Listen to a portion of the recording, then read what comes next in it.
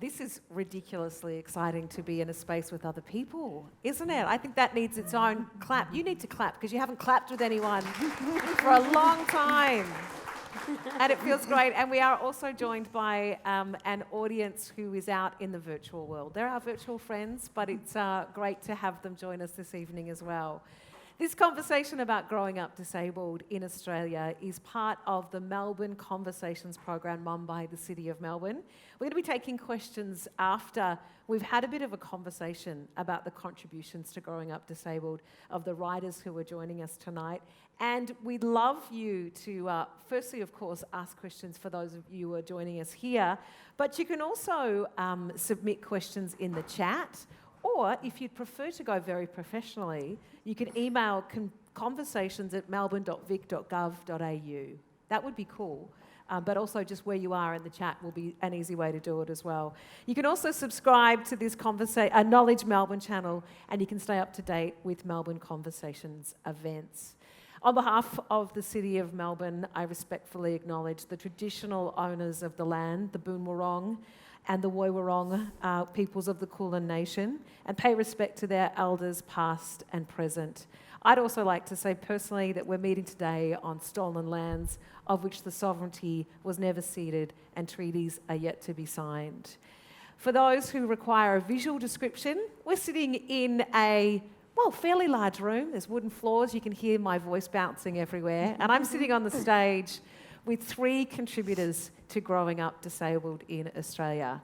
I'm wearing a boiler suit. I could be a mechanic today and very proud of it. Did you say a boiler suit? Yeah. You're from the boiler? Yeah. That there is the voice of one of our contributors, Jane, who will be, we're looking forward to hearing so much of the stories that these contributors have joined and shared with us tonight. I'd like to let you know that also the discussion may include descriptions of violence, including sexual violence, and that we'll be really respectful in our dealings, but that we're hoping to provide a safe space for the sharing of some of this lived experience. And just so you should be aware of that. And I'll try and give you another warning when we head toward that territory. So if you would like to make your own decisions around how you are involved in that. Tonight we're going to speak about the Growing Up Disabled in Australia anthology that has been compiled by a bit of a rock star in this world. Her name is Carly Findlay. It's an anthology that brings voice to the experience of 40 writers. Let's give her a clap and welcome her up here. Carly, come up. She's sitting in the audience, and because she's here with us, we thought it would be lovely just to hear from her this evening. It's been put together by Black Ink Publishers, and it's part of a series of growing up in Australia that you need to get your hands on. Carly! Yes. Thank you. We're in a room with a microphone and people. Thank you for coming. I'm going to move there. Yeah. Is that okay? Yeah. That's good. Thank you. I won't be up here for very long. It's these ladies' show. Thank you so much. Thank you to Melbourne Fringe for hosting this event in their beautiful common rooms. I work at Melbourne Fringe part-time as Access and Inclusion Coordinator, and they're incredibly dedicated to inclusion and access for disabled people. And I think this is their second event, third, maybe. So thank you for having us. This book, it just went to reprint. Yeah. Woo! Yeah, really well. Astrid, Jane and Jess are 3 of the 46 contributors, and they've done amazing work in telling their story, and I know it's changing lives, so thank you. Do go and buy it from Readings and Jacinta's book as well. Is it corner? No, just here in the corner. Oh, I got the right bookstore. Definitely the right bookstore. Readings is in the back corner of the room. Go buy their book. Go buy Jacinta's book as well, and get it signed by these 3-4 people. Also, if there are any contributors in the room tonight to Growing Up Disabled who aren't on the stage, at the end, come up for a photo, please. Anyway, I'm going to leave you in these ladies' hands and you'll enjoy it. Thank you, Jacinta, Carly, for hosting. thank you. Thank you,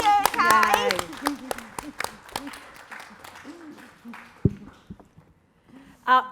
as Carly said, if you haven't read it yet or you haven't bought it, you really must do so. It's illuminating, it's hilarious, it's heartbreaking, it's real, and it covers the extremely diverse experiences of disability and illness. And if you've read it, you'll understand that the breadth of the writers and the experience in itself shows that disability is nuanced and experienced at such an individual level. There is no one size fits all, but there are also illuminating commonalities throughout, mainly connections where contributors experience that it is the society that makes disability disabling.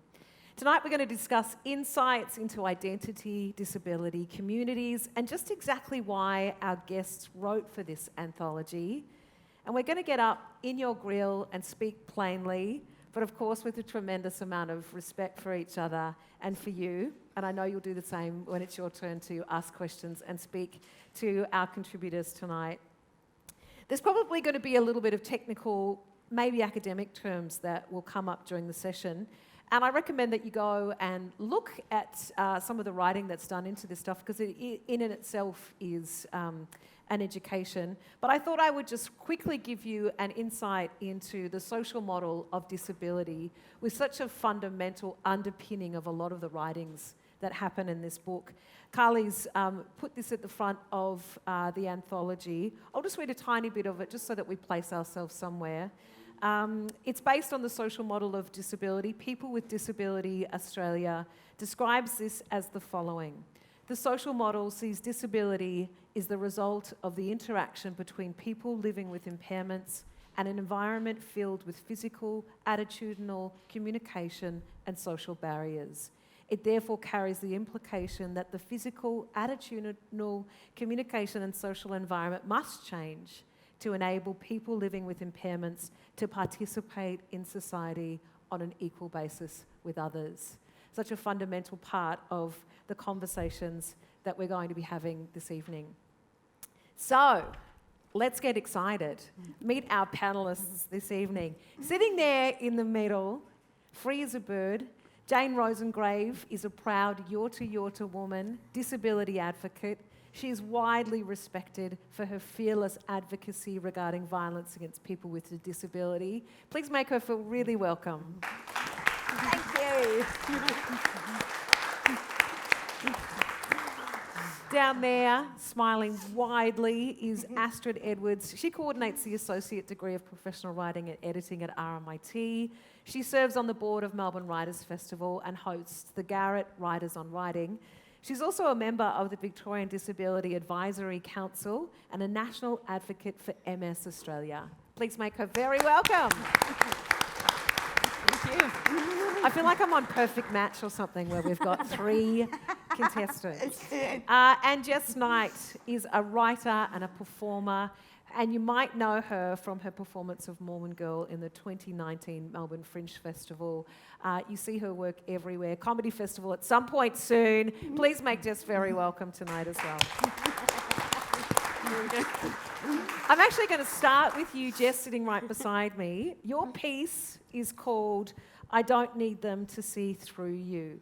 It is such a funny and smart look at your life growing up. You use humour a lot in your writing. Why did you think you chose to go in that direction? Ooh. Well, my therapist would call it my defense mechanism. And she also says that for some psychologists, they'd be like, oh, you shouldn't hide behind your humour. But my psychologist knows I need it for my work. And she's like, it works good for you. So I think I have my parents and my family to thank for that innate need to make light of stuff. Because, yeah, it's a defense mechanism, but also I just feel like I get more out of making people laugh than I do making people feel sorry for me.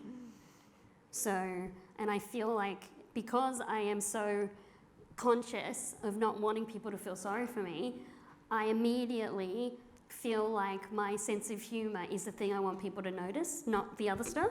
Yeah. So I use it to my advantage, I hope.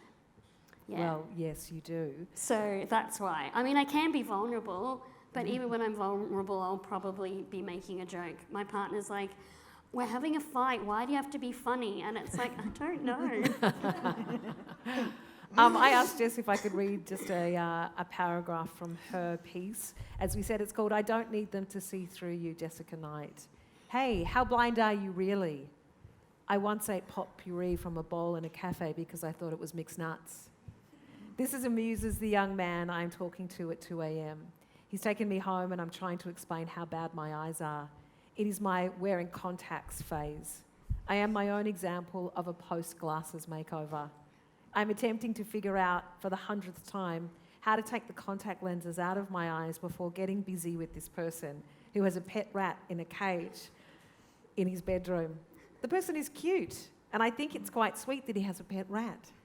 It's so difficult to remove the contacts, and it causes my drunken self so much stress that I start to cry a bit at the futility of love and human connection.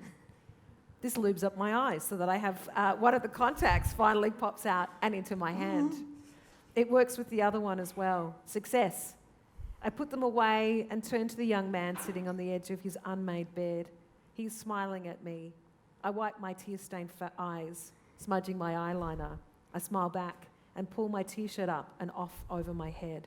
This is being 25. It's beautiful. And in that, I think it is interesting you say that you are vulnerable. There is such a beautiful vulnerability in that, such a truth in that experience of being at 25. The story that you've written in this book for us, it spans that age range. We've got you as a young person when you were 4 years old, getting your first pair of glasses, and then again, of course, what we heard then at 25. What was it like for you to reflect on this experience of disability through the perspective of age? Really good. Like, I don't think I could have written it at any other time, because the thing with my eyesight, it was something that I've tried my whole life to kind of cover up. And so I was always trying to make up for it. And I got sick of doing that finally. And so I was able to see, I think with a lot of things, I'm never convinced or one way for always. My relationship with my disability and with myself in general is constantly evolving. So, and I feel that my eyesight and my relationship to that is a perfect way to illustrate how much I evolve and change with how I identify with aspects about myself that I can't change. But my perception of those things is what is constantly changing. Yeah. So I can say I'm fine with it one day, and then another day I might let it get me down. So with the eye thing, I think what was good about writing about that was that it allowed me to actually think really hard about it and be like, yeah, I have had such a relationship with my eyesight that is so intense and personal. And reading the book, I was so lucky to read other people's experiences that were so far removed from mine, and it was good. I felt like I had a kinship with these people. I'm interested to explore that further throughout the evening with all of you about the experience of reading so many diverse experiences of disability. I mean, for myself as well, I was punching the air and feeling such a connection, as you say, and kinship. I found your writing about your wrestling with ableism and your ingrained ableism really interesting. What does did your ableism look like? Oh, it's still there. Let's see, how do I describe it? It's like all the bad parts of a really arrogant white boy punk band. I didn't know where you were going to go, but that's an interesting way to go. You know, they're loud, they're obnoxious, and they're singing about all the ways no one's ever gonna like me. That's what my ableism looks like. Or they're yelling at me about how I am just a pain and I'm a burden, and it's not the outside world that's to blame, it's just me. That's what my ableism is. It's not them, Jess, it's you. That's what it is. How much of a process has it been, and does it continue to be, to understand that, to isolate that and know it is ableism? I mean, it's weird knowing that it is that now, because I never did know it.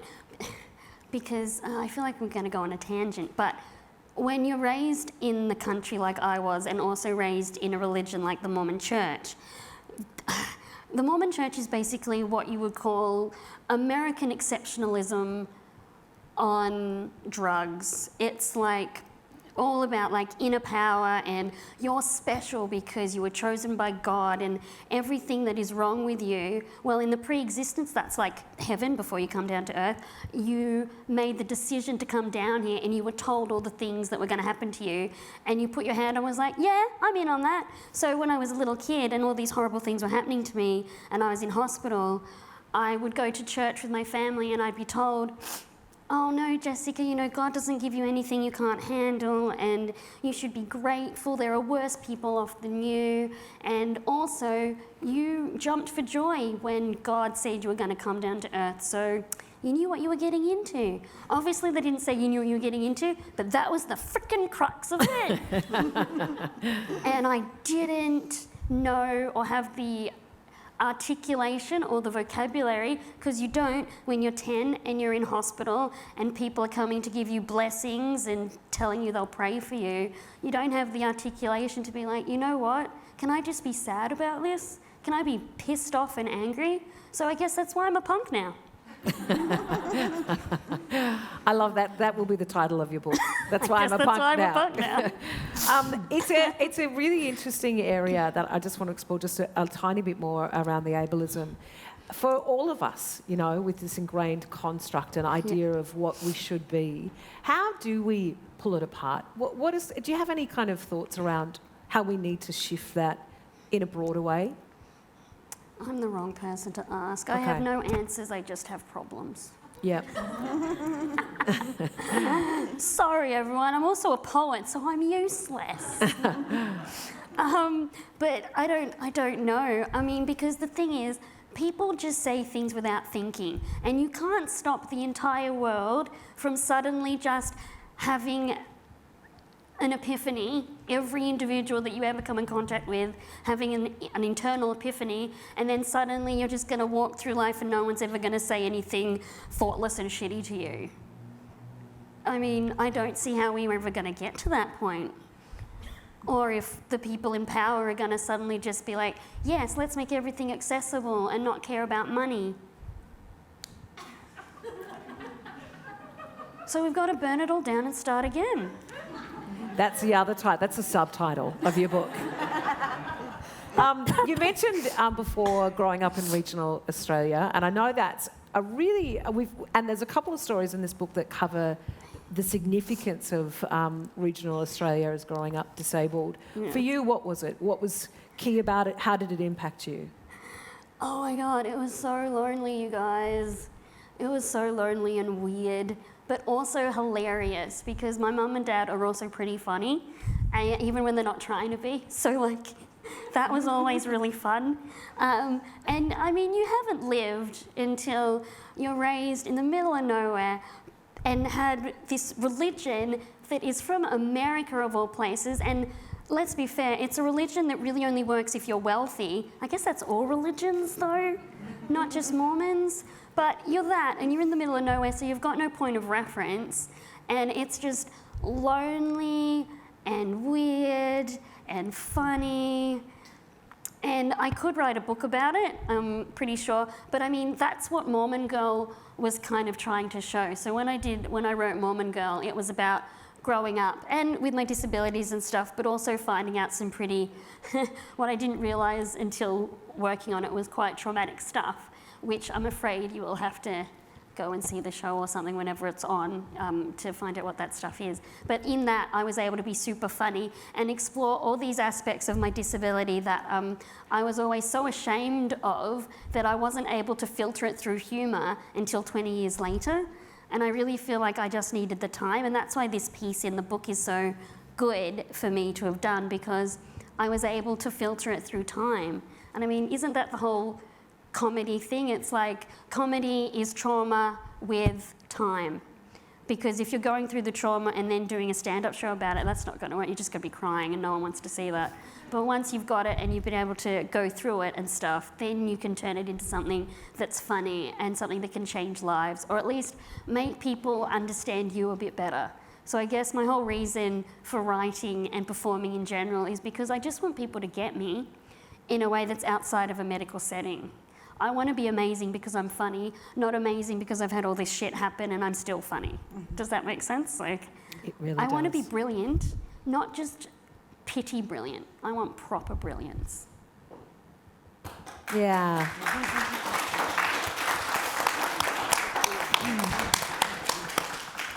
Just one more quick question. When we were preparing for this, you said, having read everybody else's, this is going back to where we started in our conversation. Yeah. You read everyone else's piece and you're like, wow, that is just beautifully, there's some vulnerability in this book that is stunning. Yeah. And you had said, bloody hell, why did I not do that? What would you, if you had your time again, what would you write now? Oh, I've changed my mind about that. Okay, well, you should have told me before we got on stage. No, this is good. This is good. I changed my mind about it for these reasons because I was thinking about that. And what I wrote in my little notebook was that the thing is that when I was writing about my spinal surgery, I did this piece for Meanjin called If Your Body Is Wrong, Say Hi. And in that, I wrote about having scoliosis and doing dance classes and having people say shitty things to me while I was trying to just do dance classes. And so I did that. And then I wrote another piece called Rebel Girl, You Are the Queen of Something Deep Inside. And that was about being 13 and getting my spinal surgery. Also, if you haven't already figured out, both of the titles of those are from songs I like. Basically, I just want to talk about music most of the time. I don't want to have, can we just make everything accessible and cool for everyone so that we can talk about the fun stuff? Yeah. That would be freaking awesome. Just think about that, able bodies. Like, you know, we've all got interests and things that we're passionate about. So if people were less dicky, we'd be able to talk about that. And that's the line on the back. If people were less dicky. We could talk about the fun stuff. Yeah, so I wrote about that stuff, and that's how I came to want to write about the eye stuff, because it's something that I haven't really before. Right. And I thought it would be a thing that I could do. And it was also something I knew I could make funny, because when you've got bad eyesight and you're trying to cover it up, things happen. And they're very humorous. Do you know how many ugly boys I kissed when I went out without wearing my glasses? So many. So many. Anyway. So Well, yeah, we're I wear gonna- my glasses now. We'll continue having this conversation with you when we join together at the end after we've heard everybody. Yeah. Astrid joins us as well. Remember Astrid from down on the other side of the panel. Hi, Astrid. Hello, everyone.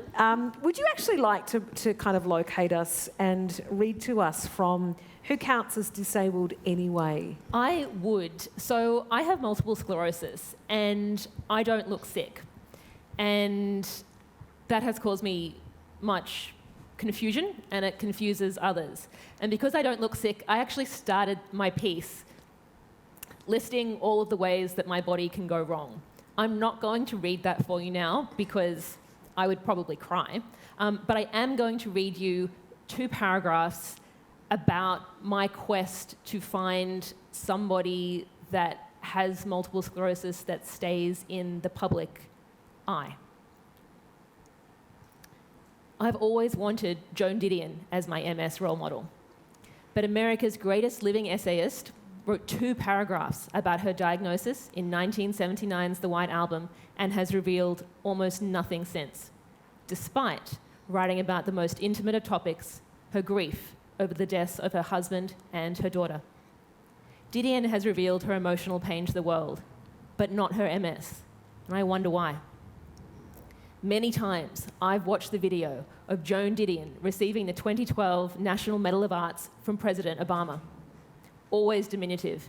In this clip, she looks incredibly frail and small. After a military chaperone helps her to the stage, Obama has to prop her up. Is that age?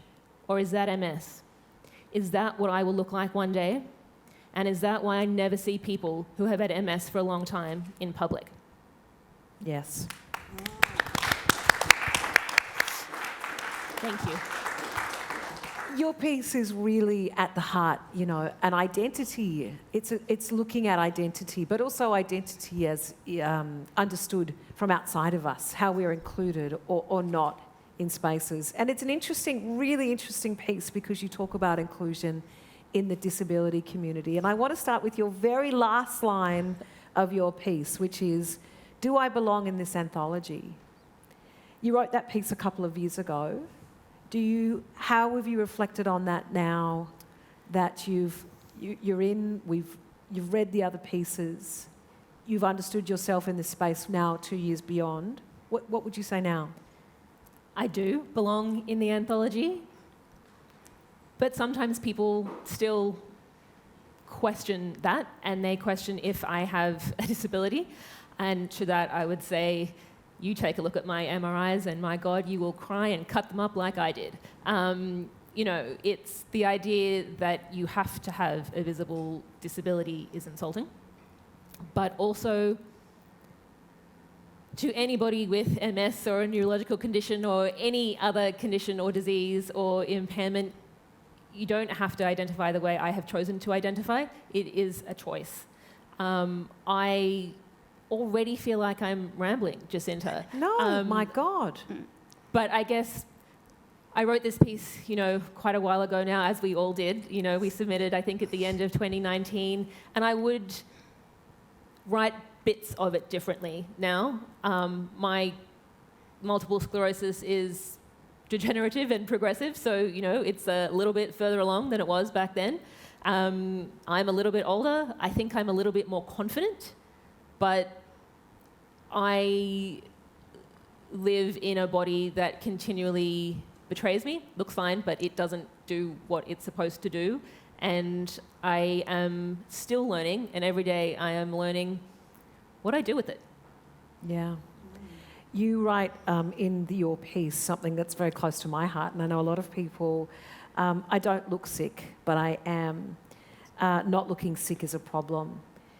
Having an invisible illness, as you've just talked about there, is so central to your experience, but so is the changing nature of it, as you say. There is nothing static and absolute about where you are, and you're constantly navigating that and navigating it with the world outside of you. Tell us about that. I have an invisible disability. I also have a great deal of privilege. I am a white woman. I am a very well-educated white woman, and I am cisgender and hetero. I don't experience a lot of the barriers that society puts up. I ran smack bang into what society does to people who are considered ill or have disabilities in my early 30s. As I write in the piece, not in much detail, but I spent a couple of years unemployed, underemployed, and working for free, despite formerly being a very well-paid consultant, because people didn't want to hire someone that's a sick leave risk, like is perceived as multiple sclerosis. I would argue that that is not the case, but there is a perception there, and that is the barriers that exist. I find not looking sick a problem for some really obvious reasons. It's hard when I am in public and I suddenly feel quite ill. Jeanette Findlay and Carly Findlay are here, and I fought my way into a cab and tried to steal their cab one day because I thought I was going to faint with heat stroke. I have no heat tolerance. You know, the temperature changes, I will go down. I knew it was going to happen, was fighting to get home, tried to steal Carly and her mum's cab. Didn't realise till I was in the cab that's how desperate I was. So, you know, like that's a kind of a funny example looking back, but it's hard not to look ill when you are speaking to your very highly qualified neurologist who is like, but does it really hurt? Like, do you really feel that? I'm like, do we need to go into an MRI machine and have a look at how bad this has got? You know, I have a very supportive family, but sometimes it's hard to remind someone every single day that I might be able to do it today and I might not. My dad is a wonderfully supportive dad, and he actually got angry at me when I got stuck in Sydney and I was stuck in lockdown with my parents over the border. But he got angry at me because I couldn't go for a walk with him, because I look like I can go for a walk. But if I went for a walk, I would then have had to spend the next day in bed. So I didn't want to go for that walk. And he's like, no, you have to come. I'm like, Dad, progressive neurological condition. Like, go away. Like, you don't get to ask me this anymore. And, you know, I want to acknowledge my privilege again, but I also want to express the pain and the misunderstanding that can happen in relationships when the people that you love forget that that you are maybe not the way they want you to be on a daily basis. Yeah. Yeah. I'm hearing you. Astrid, as well as that external world and that changing flux, of course, your body is your relationship with that. You write in your piece, more often you feel like a stranger to your own flesh. Yeah. In the first year after my diagnosis, I was really ill and all over the place emotionally as I tried to sort myself out. And, you know, I used to hold my arm and scratch myself until I bled because I couldn't feel the skin or the muscles. And I've learnt to stop myself doing that now. But, you know, I'll wake up in the morning and do a check. What can I feel? What can I not feel today? You know, I'll be out, and as I write in the piece, I was at work one day and couldn't move my arm. Just, you know, looks fine, but I no longer had it wasn't doing anything that it should, that I would like it to do.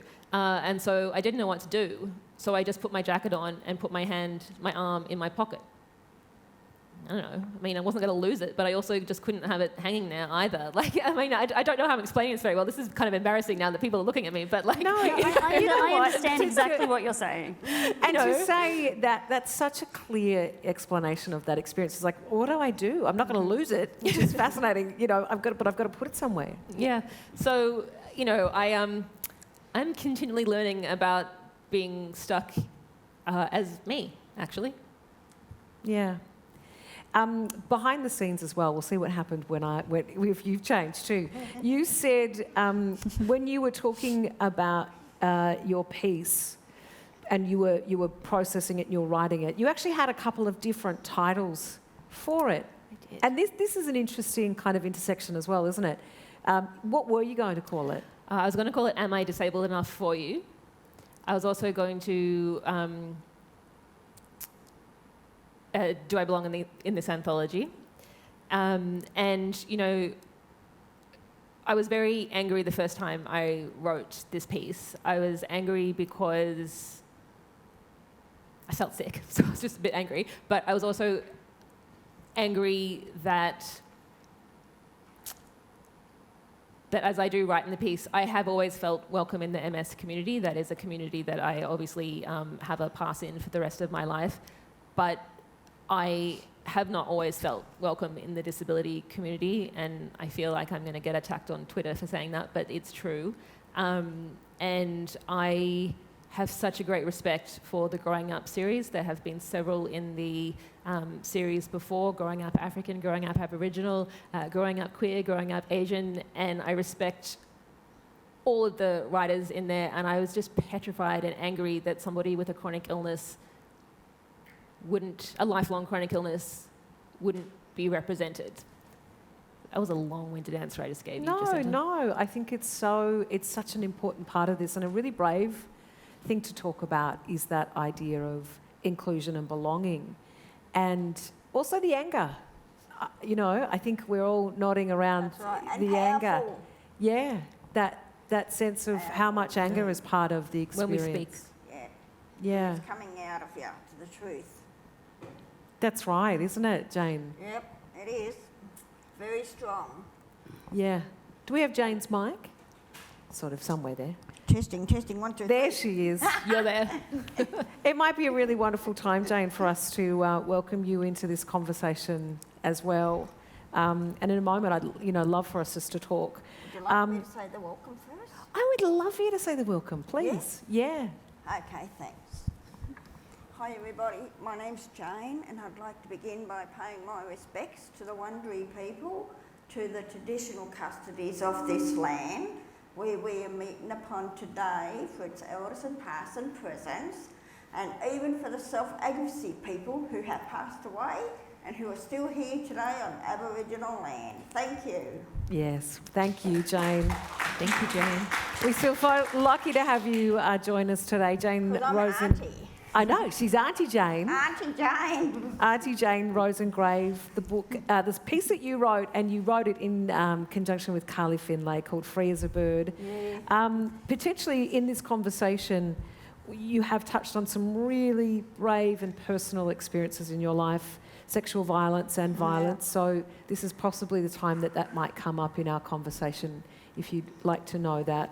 I want to know how hard, when you first told your story, because this is now another time that you've told it, but the first time that you found your voice, and we're just talking about the strength of that, Jane, how hard was it? I'll tell you, the very first time I was still living with Dickhead, I'm sorry, but the very first time I started telling my story was at the Royal Commission, when I was with Ryan Charles Thomas, and I was living in Cranbourne, and it was at a MITRE, and Pauline saw this article in the newspaper about wanting more people from institutions to come forward and tell their stories at the Ryan Charles Thomas.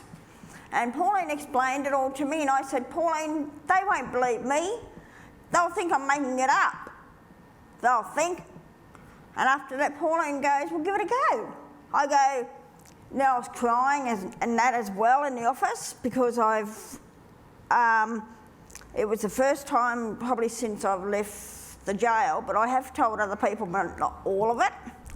And that's when Pauline said, I'll ring them up and I'll let them talk to you. So Pauline rang them up and they had a talk to me. Pauline explained who I was and all that. And then Pauline, I started talking to him, and I said, my name's Jane. I was brought up in institutions from the age of 6 months old, but I was even under 6 months old in the Lambie in Trana. And from 6 months old, I was in Nazareth House Boys Home Sebastopol and in Ballarat. And then I was transferred from 5 to 21 to a bigger institution which was called Pleasant Creek Training Centre, which was not so pleasant because there was a lot of things that happened behind closed doors there. And we had to shut our mouths and not say a thing about it. We had to, because we weren't being believed in those days. Like I can remember from the orphanage, I'll say a few things from the orphanage I will, and that when I was in the orphanage I can remember from under 3 I can't remember things, but from 3 years old I can. And I can remember with the priest, Father Smith, who was at the orphanage there in Ballarat, and he used to get yummy food. We used to get the horrible food, we did, us kids. Sometimes I used to go and climb through his window, and I used to steal his food, and I got caught, and I got into trouble for it. I did, because he used to get eggs and bacon, we used to get the horrible food. And then after that, I can remember the swimming pool as well there, that in the orphanage, that I was only 3, and when the nuns used to say, right, everybody out of the swimming pool, and I used to always be the last one out of the swimming pool, but I had to be up the deep end of the swimming pool. And I tried to get out, and I couldn't, but they ducked me all the time because I was always the last one to get out of the swimming pool. That's why. And I can remember the trams that when they were there, that used to go to the orphanage as well. And I used to always be the last one to eat my food as well. And we used to have beds in rows. And there was only that much space for the nuns to walk side on to fill the beds. And whoever's wet the bed had to go back into the bed, lie there until the nuns, being all in the wards, filling the beds, and the ones who hadn't wet the bed were allowed to go and get breakfast, but the ones who had wet the bed had to stay and lie in bed, and then the nuns would get the sheet, put them over our head with big safety pins, and we had to smell our own urine and shit, I'm sorry, but shit too, for an hour or so. And we missed out on breakfast as well then. And I can remember I stayed there from when I was 5, and then when there was a vacancy that came up, because there was Jane Field, Arrowdale, Kew Cottages, Pleasant Creek, Clander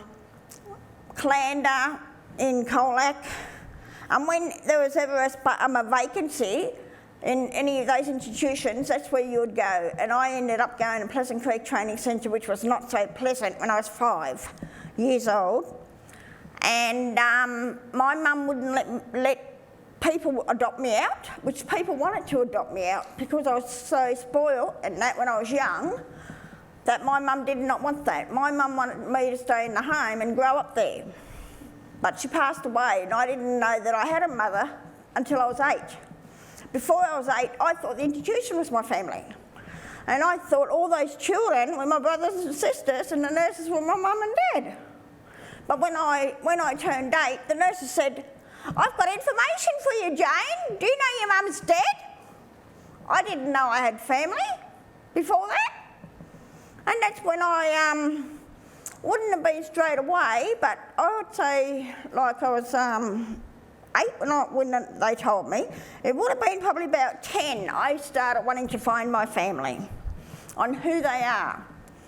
And I started doing it, kept on doing it, even after I left school.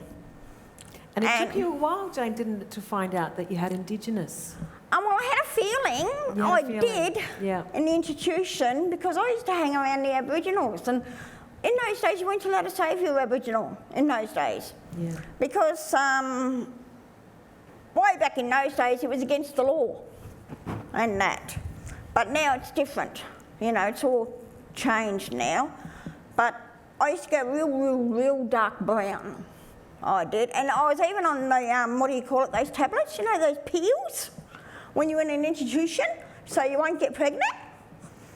I used to be on those too, all us senior girls, and that used to make me really go dark brown and that, because like there was Linda Davies, who was Indigenous, Ray Kirby, Indigenous, Ralph Kerr, Indigenous, Sharon Mayborn, Indigenous, Darren Mayborn, Indigenous, Danny McGeary. You know, there was quite a lot, but there was people there who weren't Aboriginal as well.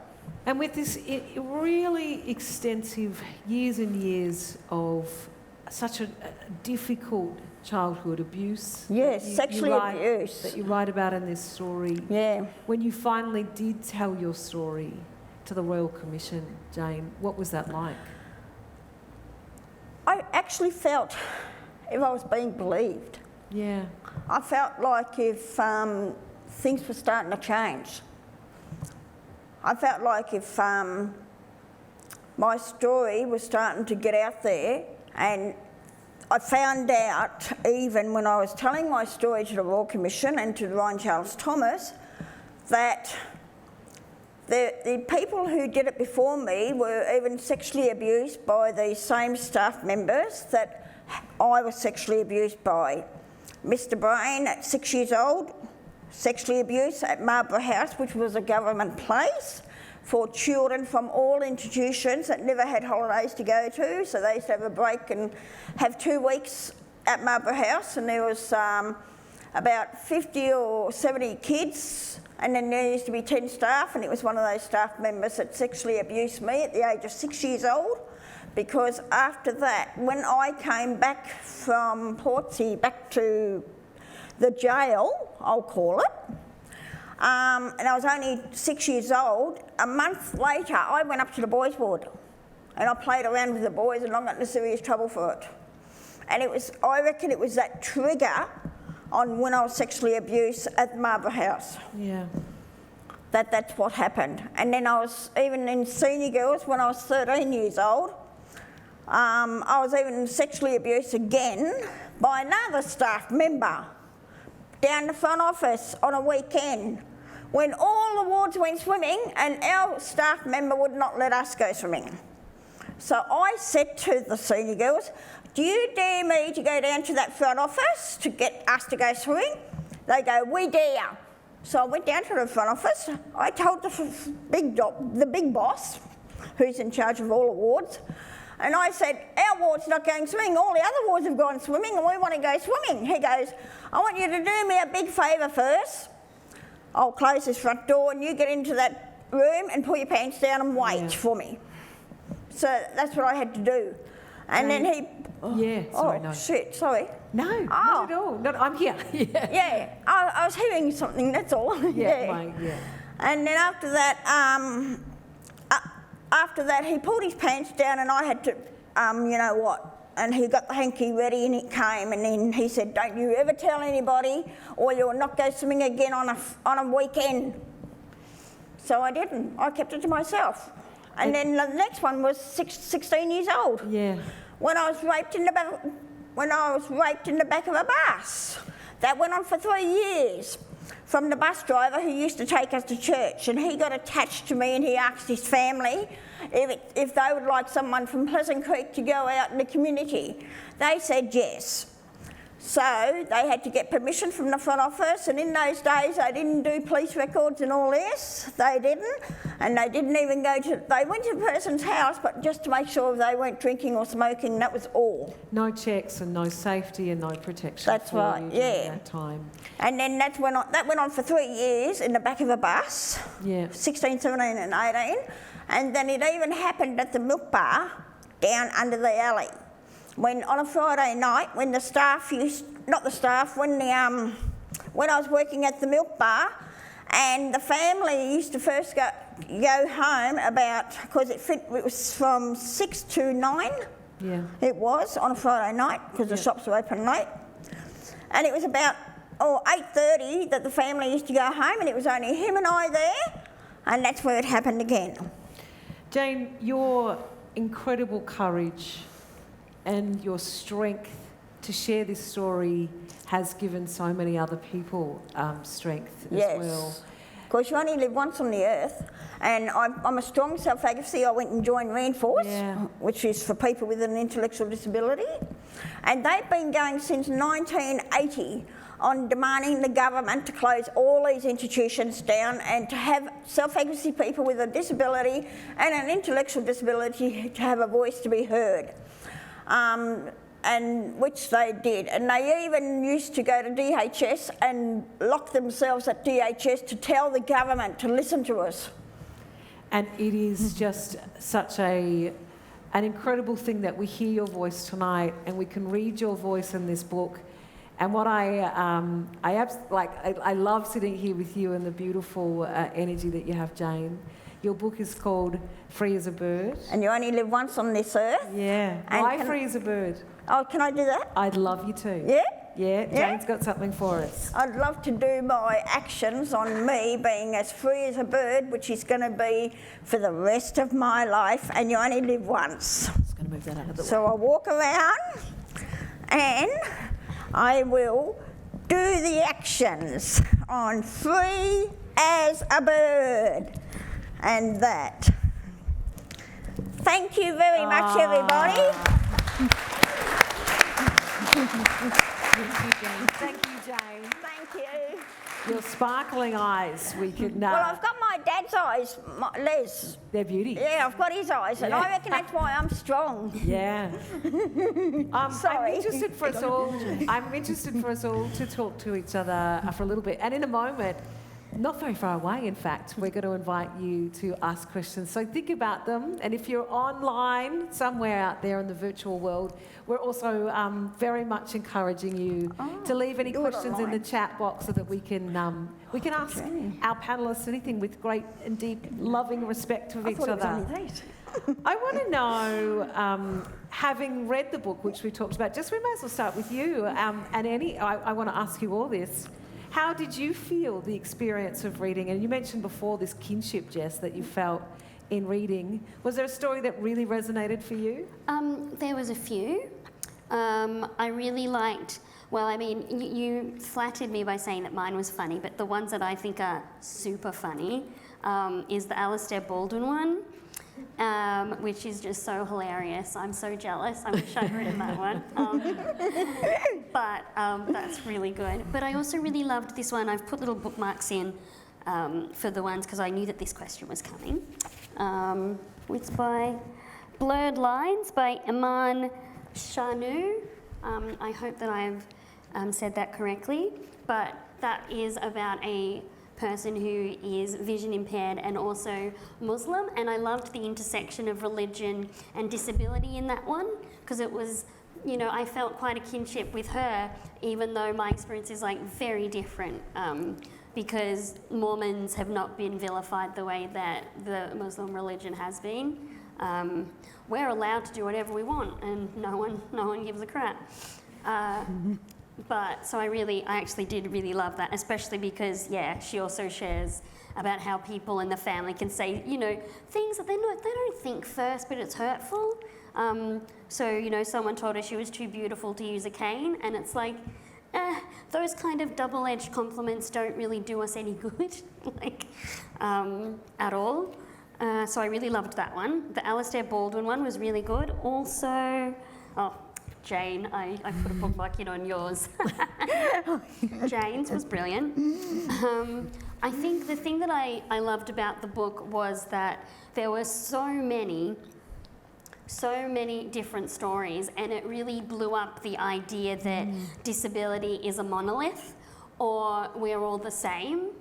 And I think that that's what I took away from it and what I liked the most is that all of our experiences are so rich and varied and nuanced that you can't really pinpoint a thing that we're all the same. But in saying that, there are similarities, and I think that's the kind of thing that we need to like focus more on. Like also, for example, like Astrid, I'm so sad you haven't felt welcome.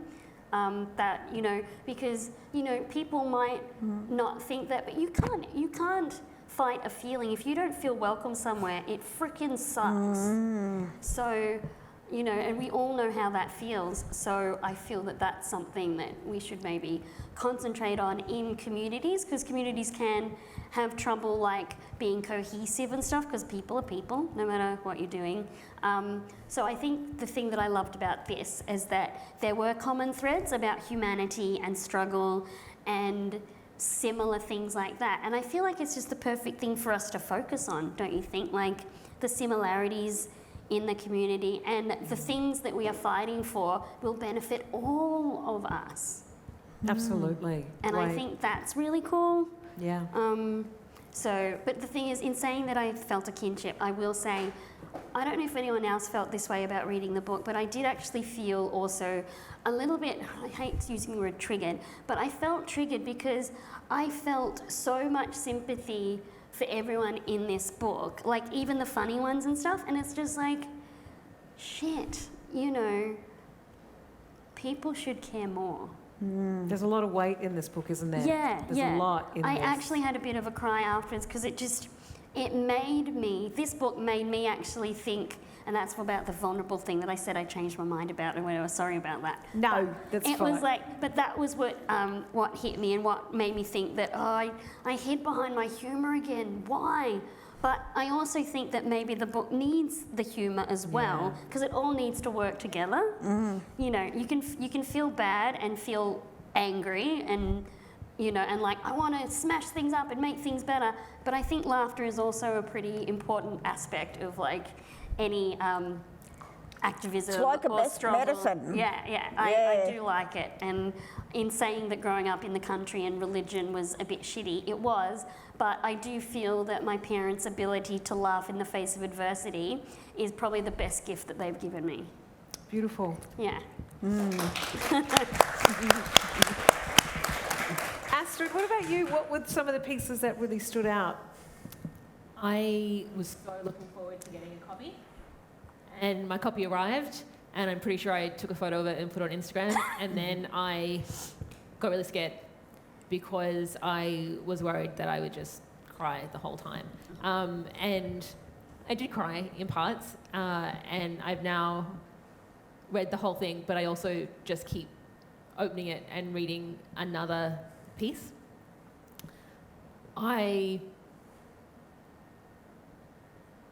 I am so proud to be in this anthology, and I can see you sitting there, Carly. Thank you for reading my piece and for, well, including me, but for helping this one come together.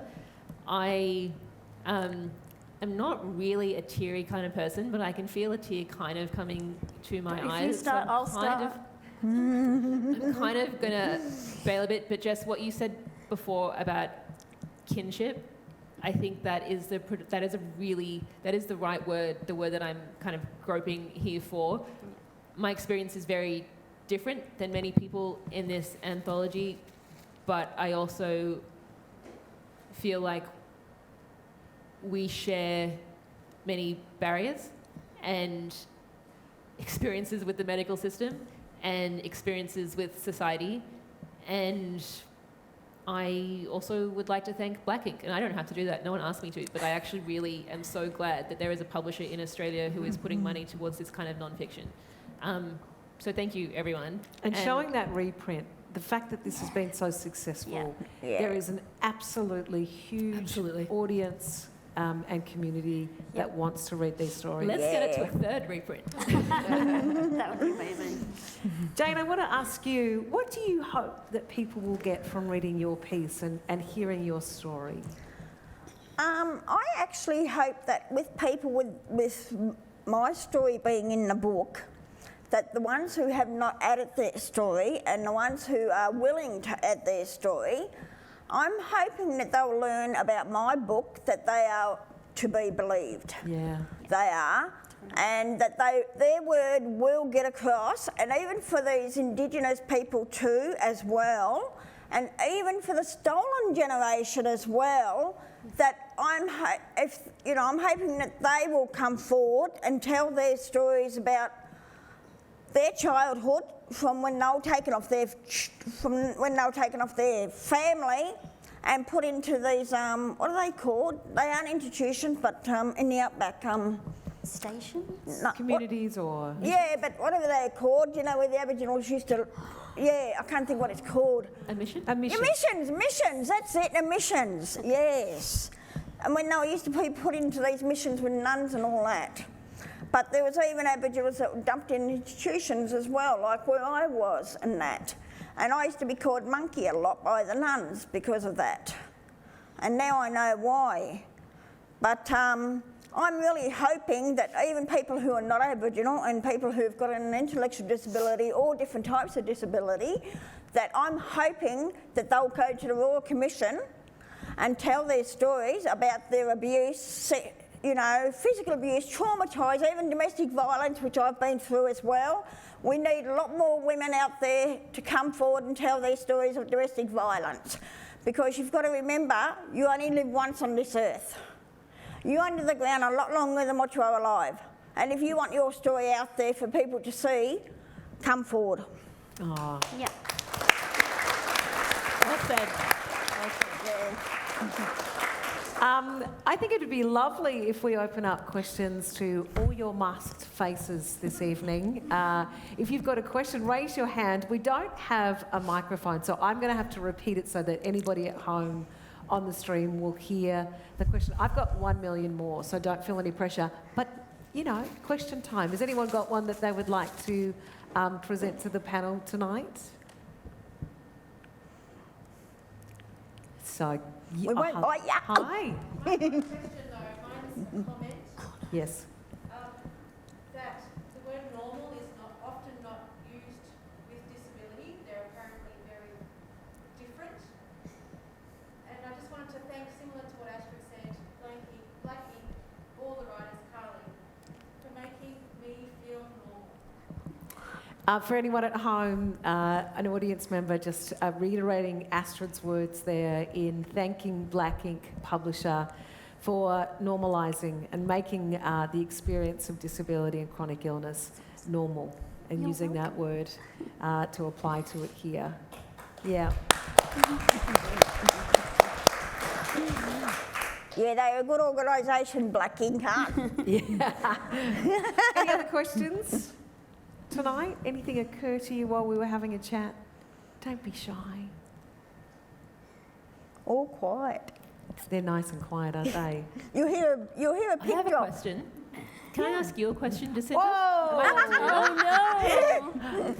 Jacinta has written a book about her own experience of chronic illness, and I guess you are one of the people and people like you that I was hoping would, pick up this anthology and read it. What was your experience like as a person with illness to read our stories? Profound and beautiful, and all the words I described at the start. I think what I find always phenomenal is the connectivity because of, again, I think that social model that we brought up earlier on, that we face the experiences of living in a world that doesn't have space for diversity and difference and disability and all the things that we experience with our stuff. And I just felt really connected and heard and seen. And sometimes I was like, that feels like exactly how I would say it, which is quite phenomenal. Looking across the spectrum of the experience, it felt incredible to be reading your words, but applied to a very different thing. And I think what you were saying, Jess, really resonated with me around that, the power of that connection. Did you say that too, Astrid, that connection that we have with each other is a strong Jess's one? word, Yeah, kinship. Jess. The kinship, and also the fact that this sort of writing, I think, does such an incredible job in showing this beautiful nuance and micro experience in such an incredible way, but also, it binds us together in a really powerful way. I think it's just exceptional. This'll, as you say, Carly Findlay, it has and it will change lives, and it made me feel like I belonged to somewhere. Do you think I could use a quote from Anne of Green Gables, using a term that Of course you can. and say that I feel like this book is going to go out into the world and it's going to make us feel like we're all bosom friends with a bunch of strangers. Yep. What do you think? I mean, I'm really interested in that, about what you believe, the impact of sharing this writing is, and the obvious and apparent need for diverse experiences of this world to be shared far more widely. Jess, your thoughts? Can you repeat that? Yeah, that was a ramble. But my question was, what do you think the impact of this book will be? I think the impact has been shown quite excitedly with the fact that it's in a second printing. I think that's a really good sign. And so, I don't know, I'm just going to be super selfish and say I hope that the impact of this book is a bunch of people are going to read my writing and think I'm brilliant, hilarious, and ring me up and be like, can you write more things for us? And I'll be like, why, yes, I can. So I hope that this changes my life. That is an excellent answer. It is. Astrid, what about you? What do you think? My answer is not that good. I teach writing, and I am surrounded by very good writers and students of all ages who want to tell their story. And I want them to know that people care and that people will buy it and people will read it. And I want stories to matter. And I think that this book is going to stay in print for a very long time. Yeah. And that is very, very good. Yeah. Jane? I'm happy. Thanks, Carly. for accepting me into the book, and that, which I'm very happy about. And with the book, I'm really happy about that we've done the book on people's different stories, on different things, what they've been through in their life. I'm hoping that the book will keep going. And I was just thinking of a few things, like it'd be good for that book to go out in the outback as well for the Aboriginals, because they might come forward and want to tell their stories, do you know what I mean? Yeah. And even overseas as well. It'd be a good idea to have it to go overseas as well, for people over there if they want to tell their stories from over there, you know what I mean? Yeah. Yes, and sometimes pictures tell the story. The ones who can't say, or who have lost, what do you call them, those people who can't speak and that, And if they want to tell their stories, they can tell their stories by pictures or that. Because, you know, I do painting. I've got to do job painting, but pictures can tell stories more than words as well. True. Yeah. It's fantastic. I'm going to ask you a Carly, hi. facetious question, and facetious answers are only please. Yes, my favourite kind. Okay, just to let you know at home, Carly Findlay is asking a facetious question and requesting a facetious answer in response. What does that mean, facetious? Smart ass. Oh, smart ass. Oh. I've seen the book on shelves all around and I just can't pick it up because why wasn't it called Growing Up Differently Abled? Okay, so Carly is asking, as now I understand, a very smart-ass question. Because Carly has faced a lot of... Special needs. I've got my answer ready.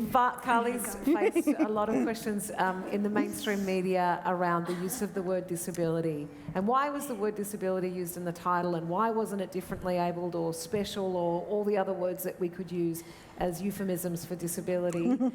So Carly's interested in your response to that response. But not serious. No, not serious. Okay. Fun, in other So words. the question was, what was the question again? Sorry. Why isn't the book called Growing Up Differently Abled in Australia? Okay. Well, Speaker, I will cordially answer by saying if that book was titled in that manner, I would take the copies, burn them in a huge fire, and dance around naked in the fucking moonlight.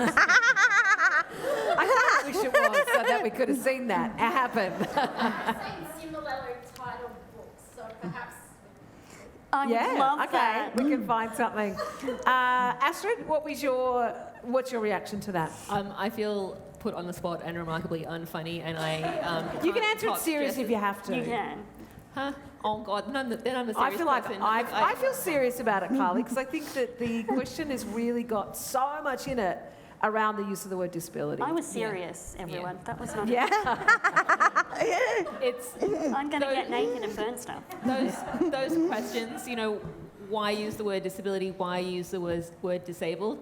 Because those words have been reclaimed. Those words matter. There is a source of pride in being disabled. There is a source of pride in having disabilities. And there is no shame. And stuff it to anyone who thinks that there is. Yeah. That's right. Jane? It reminds me of the olden days, I'll say, way back in the 1970s and the 50s and the 40s and the 70s, you know, 80s and that, when they used to think that people who were put into institutions were retarded and spastic and mental case and all that. We used to get called all those names. But disabilities is like to me, I think disabilities is a good word one way because you aren't putting that person down. Yeah. Do you know what I mean? Oh, Exactly. yeah. You accept it into the community just like anybody else who has not got a disability and they're accepting you. So It's that's not what a I... slur. It's not a slur. Those No. other words are made to put you down. That's and put you right. in your place. Yeah, and it's like with the nuns called me monkey, Yeah, which I don't like that word at all. Thanks, Shane. I'm going to give you one more chance. Speak now. Is there? Sweet. I've been refreshing it. Is there what? Hang on, there's a couple We're of getting questions here. questions This is, online. I'm going Online? technical. Oh, Hang on, sorry. This is for... Yeah, so it's not working. Oh no. ah! So we do have some questions. Yeah, do you want to... Everybody, Yep. big round of applause for the iPhone. Hi, Denise. Sorry, we've ignored you. Denise on Facebook wants to know if the NDIS has been part of any of the speakers' worlds. Would anyone like to speak to that? Yes. Jess. Yes. So I am 38, and because my family raised me with a can-do attitude, I was raised to believe if I just tried my best, I would be able to get a job and be a good member of society. So I spent my 20s and everything working very hard, trying to get a job, and it just It did not work, and I now know that that was because of my eyesight. But because no one in my family ever used the word disabled, and because I was always made to feel like that was a word to be scared of and ashamed of, I just kept thinking that it was just my inability to, I don't know, work hard or anything. And I'm talking about I can't see, I have inoperable cataracts and no peripheral vision. So do you think it's any surprise I didn't last more than a day in a kitchen of a restaurant? Yeah, exactly. Or working in a cafe or something. People just think you're lazy when it was just that I couldn't see. And even with teaching, that was a little bit better. But again, primary school and everything like that, you can't really teach sport very well when you can't see anything. It's also really boring when you can't see the ball. So boring. It's so boring when you can see. I know, thank you. That was going to be my little sports zinger. I was like, sport's boring anyway, I don't care. But so I didn't actually do the applying for disability thing till I was about 30, and I got rejected the first time. And then I started getting into the disability community, and I made friends with some people, and they're like, why are you not on it? You know, and not in a bad way, like, you're so shit, why aren't you on disability? It was more like, you need help, and it sucks that you're spending all your time trying to fit into this world that's clearly not accepting you. You should apply for disability based on your eyesight. Because I tried doing it when I had kidney disease and I was waiting for my kidney transplant. But because I tried to do that a few times, every time I tried to do that with NDIS and stuff and Centrelink, they were like, yeah, but you're going to get a kidney eventually, so we can't help you. So it wasn't until I did the eye thing for the third time with a friend with a disability who knew how to fill out the form. This is such a huge thing. If you are trying to get disability, the paperwork has a secret code and no one has that code. So the only reason I did eventually get it was I got to the part where you have to go see a doctor. And the thing is, my eyes are so fucked, I can't fake it, right? So they looked at my eyesight, looked at me, and they're like, this is pretty bad. You are going to need some financial assistance. And that was when I got it, and it changed my life. Because I was no longer trying to work and stuff. I was able to be like, oh, I guess I can try the writing thing I've always wanted to from now on. And it was actually getting the NDIS that allowed me to focus less on trying to frickin' survive and be dehumanized and actually be able to write and stuff. And that's how Carly found me, and that's how other people found me. It was through the writing and the time to write, thankfully, because of being on the NDIS. Anyone else want to reflect on the NDIS? I'm on the NDIS, but at the moment, because you know this virus, I'm not letting people in my place at the moment because, you know, like, it's very catchy, I reckon. And there's a few people that have done the same thing as I have until I've had the injection, and that's when I'll let people come in and help me with my cooking and, you know, all that. Yeah, absolutely. Astrid, any thoughts? I am not on the NDIS because one of the MS organisations brokered the first kind of appointment, and I burst into tears, and the meeting didn't go very well. And that was a few years ago, and I haven't found the mental fortitude to try again. I can help you if you want, or maybe give you some support. One day, it is on my to-do list. One day. I've got one more question, but I lost the... no, you can just get Kate's face, but I do know it's from Annabelle on Facebook, and it is around the reception of ableist concepts. The use of words like bravery and inspiration. What does bravery mean? Bravery, so when people say, oh, you're so brave. Brave. I thought you said bravery. No. Or inspiration, I think, is being such a, you know, you're an inspiration before just, you know, being funny. Being told you're brave is okay. It's the tone. It's the frickin' tone that people use when they say things like you're brave or you're an inspiration. They think they're being nice, but they're being condescending, and I freaking hate it. there is nothing that makes me want to burn things more than a well-intentioned person. So I've got Is there this something movie. in my head? Gone now. Gone. Was it a bug? Oh my It God, was. was it a bug? It's a bug that's flown away. It was like a fly. It was not even like a fly. It was a fly. Sorry, but it's gone. I just noticed it when you You noticed can it. take the girl out of the farm, but you can't take the farm out of the girl. How humiliating, everyone. No, the fly No. liked you. So, yes, where was I? Oh my God. You At the danced. bonfire. Yes, nothing makes me want to burn things more than people patronising me. And I guess you can imagine that being small and stuff, I probably got a lot of that, like the patronising thing, being little, being infantilised. That's the thing. Disabled people have to deal with so much infantilisation, and it's just, it's sometimes it literally makes me just want to be like Grandpa Simpson, and just once they've done, just being like, I've had sex. So they know.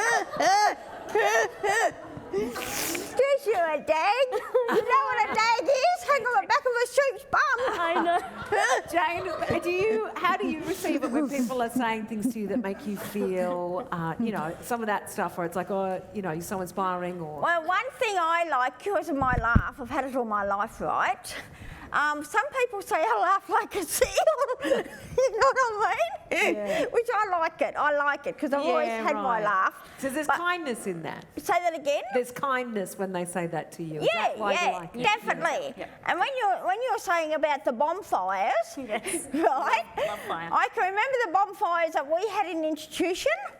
Way back in the 70s, at the back it was an oval, but there was a part there for the bonfires, and we used to go out up to the back. So you did it too, you know what I'm talking Yeah, about. I know what you're talking about. Yeah. And we used to have the bonfires, and then we used to have a fire truck, but sometimes if we had our boyfriends, it was at night time. Yeah. It was. And if we had our boyfriends because the staff used to go up there, but we used to, because it was that big, the fire, we used to sneak around and, around behind the truck and, Well, my bonfires were with my family. I didn't make out with anyone. No, but that was in those days. I feel like both of you have had way more fun than I have. I would say people with disabilities, disabled people aren't here for anybody else's amusement or making them feel better because they say, oh, aren't you brave today?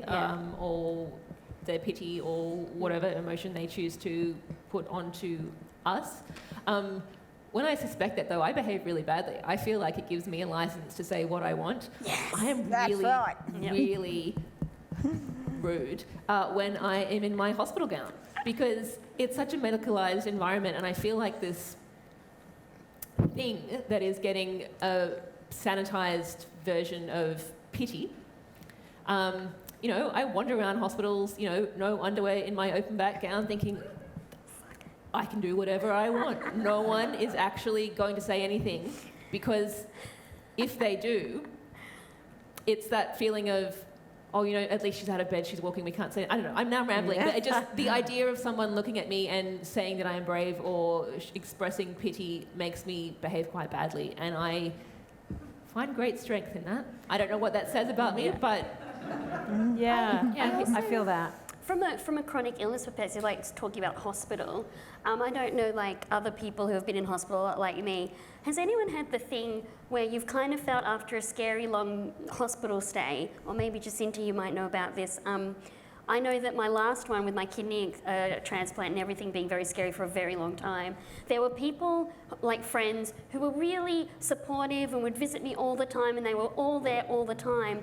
But then when I got better, people disappear. And it's like, you just liked the drama. And it's a bit pissy. Like, it makes you think that they just wanted, I'm not saying that this is their intention, but with some certain friends and stuff, you kind of feel like they're there because they like to feel important and needed. Yes. And it makes them feel good, and it's not actually maybe as much about you as you think. And then when you're better and stuff, and you're not this pathetic, I was still funny, but I was also very sick, person, then they disappear and you don't see them and they don't check on you and there's no hanging out.